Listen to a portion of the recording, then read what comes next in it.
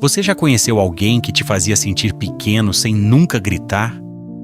Alguém que com apenas algumas palavras bem colocadas conseguia te fazer duvidar da sua própria sanidade? Talvez fosse um chefe, um parceiro romântico ou até mesmo alguém da família. E o mais perturbador de tudo é que você nunca conseguiu identificar exatamente o que estava acontecendo. Parecia tão sutil, tão educado, tão racional, mas algo dentro de você gritava que havia algo profundamente errado. Esse algo é o que vamos desvendar hoje, porque existe uma técnica específica, um conjunto de perguntas que pessoas manipuladoras usam, não para obter informações, mas para te desmontar por completo. E quando você aprende a reconhecer essas perguntas, você finalmente ganha o poder de se proteger. Vamos direto ao ponto. Essas 7 perguntas não são feitas por curiosidade. Elas são armas psicológicas precisas, desenvolvidas ao longo de anos, por pessoas que aprenderam que controlar não requer força física, mas sim controle mental. E a parte mais assustadora é que você provavelmente já ouviu todas elas, talvez até hoje. Então prepare-se, porque o que você está prestes a descobrir vai mudar completamente a forma como você enxerga certas interações na sua vida. A primeira pergunta parece inocente. Por que você está reagindo assim? Parece uma questão válida, não é? Alguém genuinamente preocupado querendo entender seus sentimentos. Mas aqui está o truque sombrio por trás disso.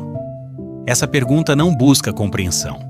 Ela planta uma semente de dúvida na sua mente.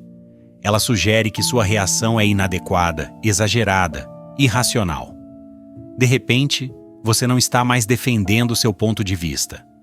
Você está se defendendo da acusação implícita de estar sendo irracional. E enquanto você tenta explicar e justificar suas emoções perfeitamente válidas, a pessoa manipuladora já ganhou. Porque agora, a conversa não é mais sobre o que ela fez de errado. É sobre o que há de errado com você. A segunda pergunta é ainda mais insidiosa. Você tem certeza que foi isso que aconteceu? Novamente, soa como alguém tentando esclarecer os fatos, mas o objetivo real é fazer você questionar sua própria memória e percepção da realidade.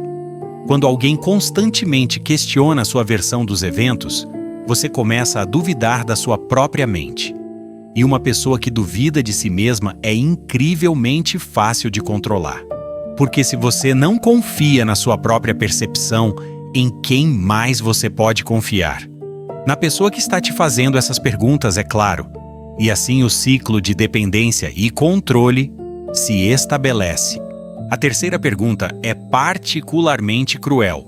Por que você sempre faz isso? Note as palavras cuidadosamente escolhidas. Sempre. Essa palavra transforma um incidente isolado em um padrão de comportamento. De repente, aquela vez que você esqueceu algo, se torna evidência de que você sempre esquece tudo. Aquele momento em que você ficou irritado se torna prova de que você sempre é temperamental.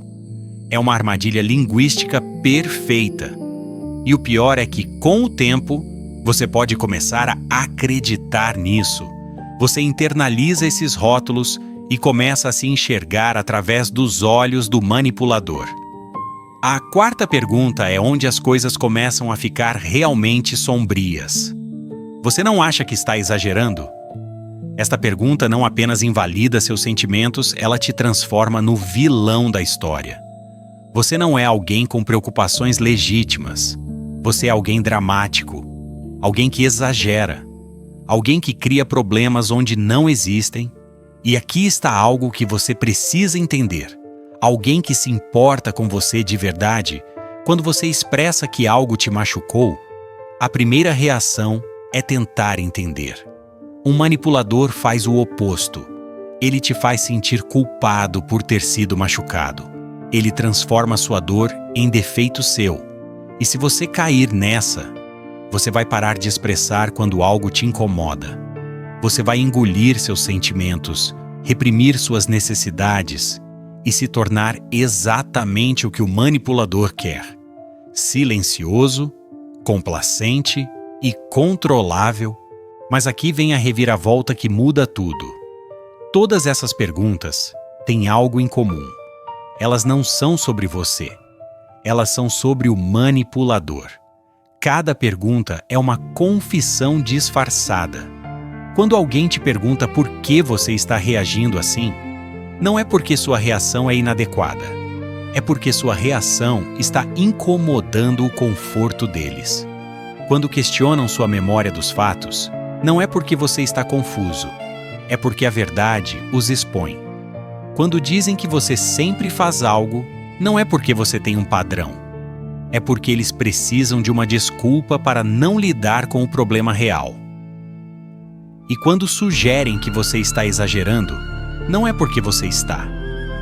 É porque minimizar sua dor é mais fácil do que assumir responsabilidade.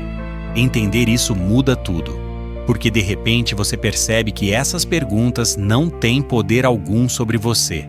Elas só funcionam se você aceitar a premissa falsa por trás delas. A quinta pergunta vem disfarçada de lógica. Você não acha que deveria ser mais racional sobre isso? Esta é a preferida de manipuladores que gostam de se apresentar como a voz da razão. Eles transformam você no emocional e racional, enquanto eles são o pilar da lógica. Mas aqui está o que eles não querem que você saiba. Emoções não são o oposto de racionalidade. Elas são dados. Elas são informações importantes sobre o que está acontecendo ao seu redor. Quando algo te faz sentir mal, isso não é irracional. É seu sistema interno de alerta te dizendo que algo está errado. E um manipulador sabe disso. Então ele precisa desqualificar suas emoções para que você ignore seus próprios instintos. E uma vez que você desliga seus instintos, você fica completamente vulnerável. A sexta pergunta é: onde o manipulador tenta selar o controle total? Por que você não consegue simplesmente superar isso? Esta pergunta coloca toda a responsabilidade de resolver uma situação que você não criou inteiramente nos seus ombros. E mais do que isso, ela estabelece um cronograma arbitrário para sua cura, como se sentimentos pudessem ser ligados e desligados por conveniência. A verdade é que processar experiências difíceis leva tempo. E qualquer pessoa que te apresse nesse processo não está preocupada com seu bem-estar. Está preocupada com a própria conveniência. E finalmente chegamos à sétima pergunta, talvez a mais reveladora de todas. Você realmente acha que alguém mais vai te aguentar? Esta é a arma final do manipulador: o medo do abandono. A sugestão de que você é tão problemático, tão difícil, tão defeituoso, que deveria ser grato por alguém estar disposto a ficar com você. Esta pergunta busca destruir completamente sua autoestima, porque uma vez que você acredita que é indesejável, você se agarra desesperadamente a quem quer que esteja disposto a ficar, mesmo que essa pessoa te trate terrivelmente, mesmo que ela seja a fonte de toda a sua dor. E é exatamente isso que o manipulador quer. Alguém tão inseguro, tão convencido da própria inutilidade, que nunca terá coragem de ir embora. Mas agora vem a lição mais importante. Reconhecer essas perguntas é apenas o primeiro passo. O verdadeiro poder vem de entender algo fundamental sobre relacionamentos humanos saudáveis. Em qualquer interação genuína e saudável, você nunca deveria se sentir constantemente na defensiva. Você nunca deveria estar constantemente justificando sua existência, suas emoções, suas percepções. Relacionamentos saudáveis são construídos sobre respeito mútuo.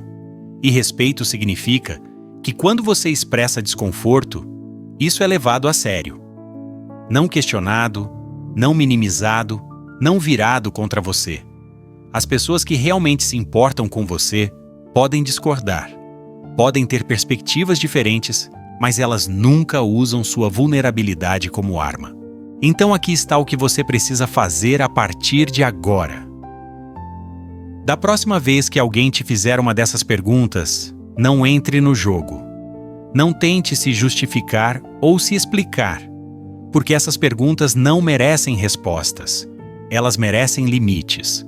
Você pode simplesmente dizer que não vai ter essa conversa dessa forma.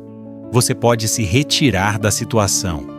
E se isso acontece repetidamente com a mesma pessoa, talvez seja a hora de considerar se essa pessoa merece acesso à sua vida.